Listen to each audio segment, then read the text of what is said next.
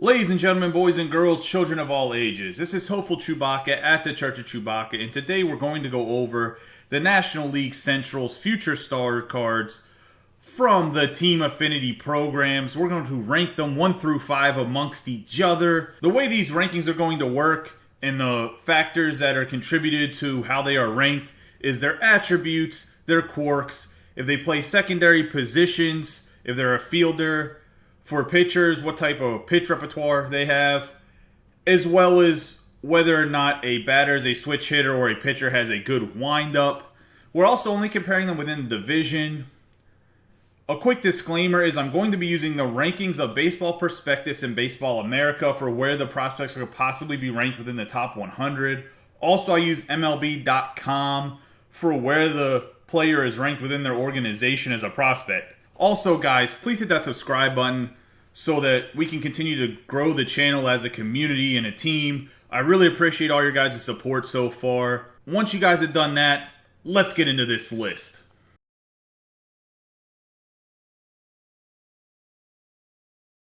At the 5th spot, we have Zack Brown, future star for the Milwaukee Brewers. He's a starting pitcher, right-handed throwing, 91 overall diamond, coming in at 6'1", 180 pounds on the tape. He's a pretty decent pitcher when it comes to pitch speed, being able to top out at about 97 miles an hour. Take a quick look at his pitch repertoire. 4-seam fastball, curveball, changeup, 2-seam fastball. Has very good pitch speed differential between his fastballs, as in the 4-seam and the 2-seam, and his curveball and changeup. The changeup only coming in at about 80 miles an hour will have a huge change of pace of 15 almost, as well as the curveball. He has a pretty slow looping curveball that will hide itself as a fastball, especially if you're throwing fastballs at that mid to low level. I wouldn't recommend pounding too many low fastballs because guys seem to hit those a little bit better, especially since you're throwing the off-speed low to get them to swing too early. Take a quick look at his attributes. 96 stamina. That's a really good stamina stat. That means he's going to be able to go deep into games, give you a lot of innings if he's pitching well. 94 hits per 9, also a good number. 79 K per 9, 82 base on ball per 9, 66 home run per 9. A little bit low. I'd like to get that at 75 threshold, but 66 isn't too bad for a starting pitcher. He has 90 pitching clutch, 86 control with 91 break, 72 velocity. I do think this card, based on some of its attributes, might play a little bit above them just because he does have really good hits per 9, and he's more of a pitch to contact type of guy with a lower K per 9. He will have good control at 82 base on balls per 9 and 86 control. Those are good numbers to throw the ball kind of where you want to throw it, especially if you get a good or perfect on the pitching meter or with your analog. We'll take a quick look at his quirks. His quirks are pressure cooker, workhorse, stingy, control artist, sinker baller, knee buckler, illusionist. So what I've noticed in these quirks for him is he has sinker baller. Well, he doesn't really have a sinker ball, but he does have a 2-seam fastball, which can be seen as a sinker ball for some pitching coaches and whatnot. I'm not sure if the sinker baller is going to affect his 2-seam fastball or not. I'm not really sure. Although the control artist goes into what I was saying, where he will have very, very good pitch control, as well as it'll help limit those walks, especially when the umpire is not set to perfect. For knee buckler and illusionist, just is really good because I think he's going to rely on a good mix of pitches that makes his curveball good and it makes his changeup even better than it already is. So I actually really like the quirks for this card. It kind of ties into where I said based on his per 9s, he might play a little bit above what his attributes look like. Take a quick look at him again just so you guys can see. Although the NL Central's future star cards within these team affinities is absolutely loaded with talent, Zack Brown will probably be in the middle of the pack of most divisions. However, in the NL Central, he's at number 5. Also, quick note here is he's number 14 in the Milwaukee Brewers organization. So I feel like SDS could have maybe did a different prospect. So far, we've done this list, we're into the 5th division.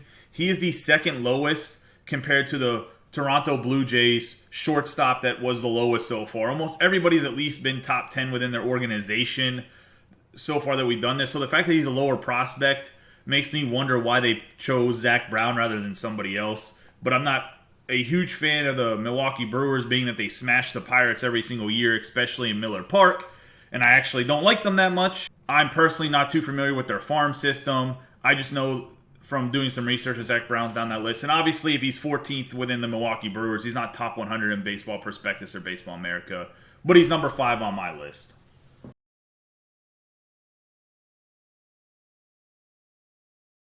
The Chicago Cubs second baseman, future star Nico Horner, comes in at number 4 on the list. He's a right-handed batter. Secondary positions a shortstop and center field. He has diamond hitting, diamond defense, 5'11", 200 pounds. So he's a pretty stocky guy. And I think that comes with some power. But then you look at the attributes, and his build doesn't equate to a lot of power, but it equates to a great base hitter, as well as he has pretty good speed. Take a quick in-depth look of his attributes. Is 104 contact versus righty, 93 contact versus lefty, 58 power versus righty, 67 power versus lefty, 105 vision with 68 discipline. At his fielding attributes, he has 81 fielding, 75 arm strength, 90 arm accuracy, 85 reaction with 84 speed. So at his second base, he's going to have pretty good range. He doesn't have the best arm strength, but that's okay for a second baseman. He does have the secondaries like Vidal, Brujan of playing shortstop and center field. Just like I recommended for Brujan, I would keep Horner at second base. Maybe shortstop. He does have a pretty decent arm and a good amount of range. However, I just feel like this card is going to play the best at second base defensively. He's a stockier built player in real life at 5'11", 200 pounds, and I thought that would equate to some power. And maybe in the future he will have some decent power. But this card doesn't have the best power. He's going to be more of a base hit getter. It's interesting that he hits the ball better contact-wise against righties than lefties, but has more power versus lefties. Maybe it's based off of the fact that he turns on left-handed pitching a little bit better when they like throw a slider or change up in on him or out on him. In real life, I'm assuming that they're basing some of these attributes based off his stats in minor league. Also, he's number 1 within the Cubs organization as a prospect, but he's not in the Baseball Prospectus or Baseball America top 100. I don't know what that really says about the Chicago Cubs farm system right now. He could just be MLB ready, so that therefore he's off of the Baseball Prospectus and Baseball America lists. But I think the card with the 3 positions could be pretty useful. Take a quick look at his quirks. His quirks are hitting machine, 20/20 vision, quick reflexes, sniper, pressure cooker, unbreakable. So he only has 6 quirks, and one of them in unbreakable is pretty useless if for online play. The quick reflexes and sniper, though, will allow him, like I said, to make those good plays within the holes at second base and then have an accurate throw from there. The hitting machine 20/20 vision means he's going to have some good foul tips whenever he's batting, and the hitting machine is going to allow him to get more hits. Overall, this card is just a little bit, not lackluster is not the right word, because he's number 4 on this list in this division stacked. He'd probably be higher on some other divisions. I just feel like this is a very good, above average card. He has good hitting. He has decent power. He's a traditional second baseman. I mean, good contact hitter, not the most power, but can hit a dinger here and there. And he has pretty good range. So this card overall, especially if you're a Chicago Cubs fan, I'd recommend grinding out for it. He can definitely be a starter in your infield.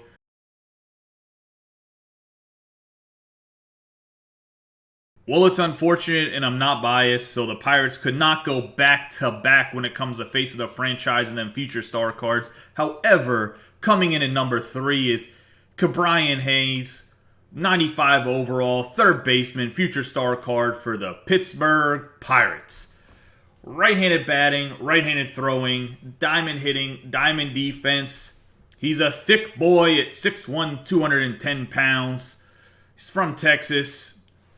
And we'll look at his attributes. I really, really like this card. That's my bias coming in for the Pirates. I would pick this card over some other cards in the future stars. However, I think there are better options.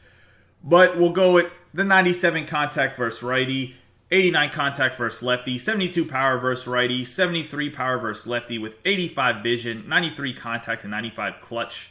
We'll take a quick look at his fielding.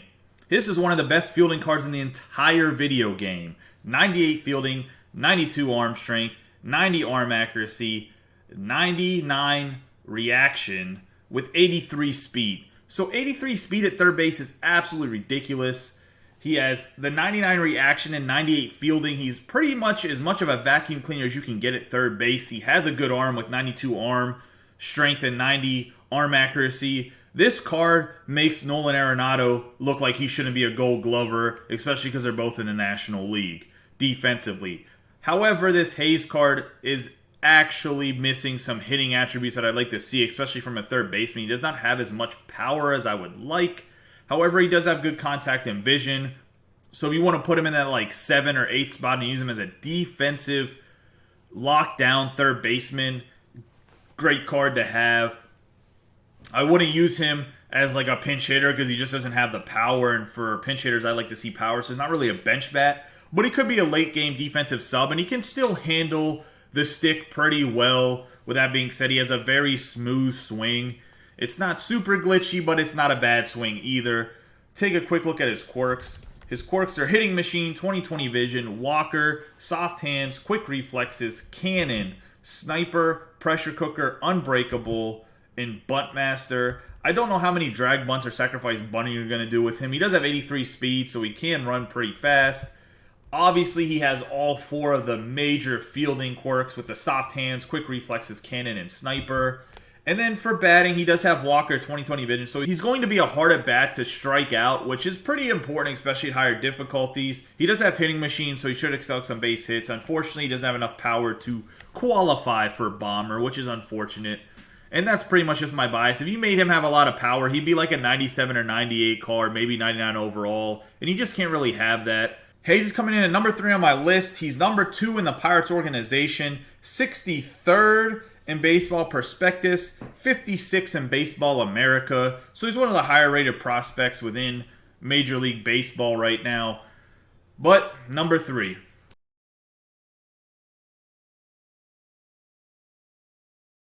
The future stars starting pitcher for the Cincinnati Reds, Nick Lodolo, left-handed throwing, comes in at number 2 on this list. He's 6'6", 202 pounds, has a very easy release to throw with, and he hides the ball relatively well. He's 95 overall with a 4-pitch repertoire of a sinker, slider, 4-seam fastball, and changeup. His sinker can go about 95 miles an hour. Slider's going to hit 80 to 84. The changeup goes about 80 to 86 as well. And then the fastball can maybe hit 97 on a good day. This card's pretty amazing. And I'm going to be honest, him and the next card were pretty much 1A and 1B. The reason Lodolo comes in at number 2 instead of number 1 is literally just because of his home runs per 9.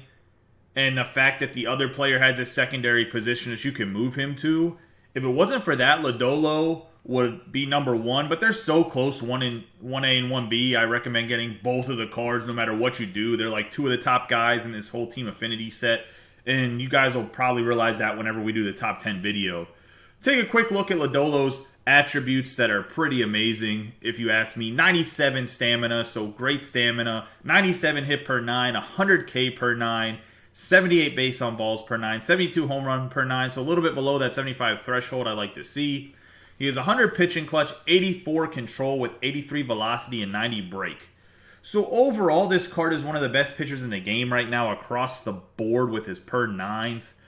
And he just has nasty stuff. Being a main pitching sinker baller, the sinker ball is hard to hit this year. It was hard to hit last year. It's pretty much an overpowered pitch. And I just think he does really, really well on the mound for people. I'm assuming on higher difficulties, even more of a hassle to hit against, and he shouldn't be too much harder to pitch with. Take a quick look at his quirks. His quirks are pressure cooker, workhorse, stingy, untouchable, grounded, sinker baller, and knee buckler. So he has the ever-coveted sinker baller, grounded, knee buckler. So he does get grounded with a 72 home run, so maybe the bare minimum for that is 70 in the attribute rating. And he also has stingy, untouchable, and workhorse. So workhorse is super big for starting pitchers because if Lodolo's on fire late in a game, he's just going to lose energy at a low rate, which is super big. And it's one of those quirks that can make a pitcher going from like a B rating to like an A- rating or a B plus to an A But he's definitely a guy that is an A pitcher in the game. Grade A, premium ground beef, USDA certified. And that's why he comes in at number 2, and he's really 1B on the list in my opinion. But this is a card, guys, you need to go and get. You need to go grind out the Cincinnati Reds, whether you do March, October, or you go and look at some of the showdown videos and tutorials that I've done. And if you need help with those showdowns, just hit me up in the comment section. I can help you with it.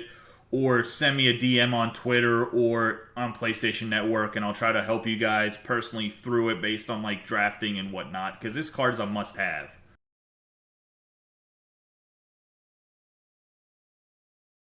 At number 1, we have another third baseman, Nolan Gorman, future star for the St. Louis Cardinals. Left-handed batting, right-handed throwing with a secondary position of first base. He's 6'1", 210 pounds. So another good size, stocky kid at third base. He has diamond hitting, diamond defense, and he is number 2 within the St. Louis Cardinals organization, only behind Dylan Carlson. He's number 23rd in Baseball Prospectus and number 55 in Baseball America. So he has a top 25 ranking for Baseball Perspective. So he does have a chance to be absolutely great in real life. Take a quick look at his attributes. 102 contact versus righty, 81 contact versus lefty, 108 power versus righty, 94 power versus lefty, 66 vision with 101 discipline, 100 clutch. Take a quick look at his fielding. 79 fielding, 85 arm strength, 87 arm accuracy with 77 reaction and 55 speed. So he doesn't have the best speed at third base, but it's actually probably average to above average speed. The fielding definitely can glove it a little bit. I think at first base he'd be a little bit better glove-wise. You could actually go in the NL Central. You could have both your corners right there. You could have Hayes, the shutdown third baseman from the Pirates, at third base, and Gorman at first base. Bada boom, bada bing. You got 2 lockdowns on the corners. One guy with a bunch of power, another contact hitter. As for this hitting on the card, minus the 66 vision, his hitting attributes are outrageous for a card that you can just grind for. This is another must-have, just like Lodolo. Honestly, I think Hayes personally is a must-have just because of his defense. However, I wouldn't go that far because there's some other options where they could play defense at third base that you might already have. But this Gorman, even if you just take him off the bench as a pitch hitter, he can literally change the game. 102 contact and 108 versus righties. Dude, you could crush a reliever. You could make them cry. Throw their glove on the mound like a little 6-year-old. That's what you want to see out of a pinch hitter. And he doesn't hit the lefty versus lefty matchup that bad either. 81 contact and 94 power versus lefties. That is obscene. This card just has a ridiculous amount of power. Let's take a quick look at his quirks and see if that vision gets helped out at all. His quirks are hitting machine, bomber, walker, sniper, pressure cooker, and unbreakable. So he doesn't have the best quirks. They didn't give him any of the defensive ones, which I don't think he'd qualify for because I don't think his attributes meet the threshold. However, the hitting machine, bomber, and walker are the big 3 that I always talk about. He has them. I promise you, if you're just patient, you're going to get a good pitch with this kid because they're not going to want to just throw meatballs in the strike zone. Because when a guy has 80-plus power, even lefty versus lefty, and over 100 against righties, or not over 100, it's over 100, it's over 100. Not even 8, it's 80 contact versus lefties. If he has 108 power versus righties and 94 power versus lefties, pitchers are going to poop themselves if they throw a fastball down the middle because it's probably going 450 feet. This card is just magnificent. That's why he's 1A instead of 1B, but he's actually number 1 overall if we're being honest.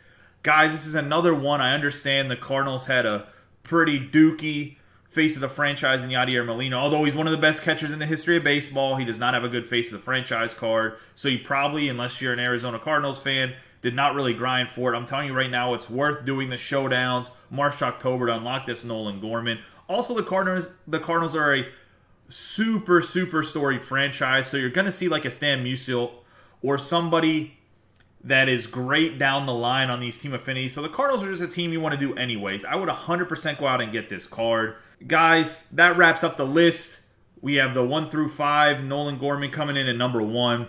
So with that all said and done, guys, hit that subscribe button. Give this video a thumbs up so I know I'm doing a good job. Hit that notification bell so you get notified whenever I upload new videos. If you are enjoying the content and you want to watch me live, you can watch me on twitch.tv/HopefulChewbacca Monday through Thursday, 8:30 p.m. to 10:30 p.m. Eastern Standard Time. I also do stream Friday, Saturday, and Sunday. However, I do not have a set schedule, so you have to follow me on Twitter at Hopeful1137. I will tweet out when I'm about to go live. If you guys have any questions, concerns, comments, leave them down in the comment section. Or if you want to play a friendly or need to ask any type of personal help, and it might have to be in-depth, you can always add me on PlayStation Network, Hopeful1137. Guys, I really appreciate each and every one of you for watching this content, for subscribing, hitting that thumbs up button, doing all that great stuff. You guys have a great day and be safe.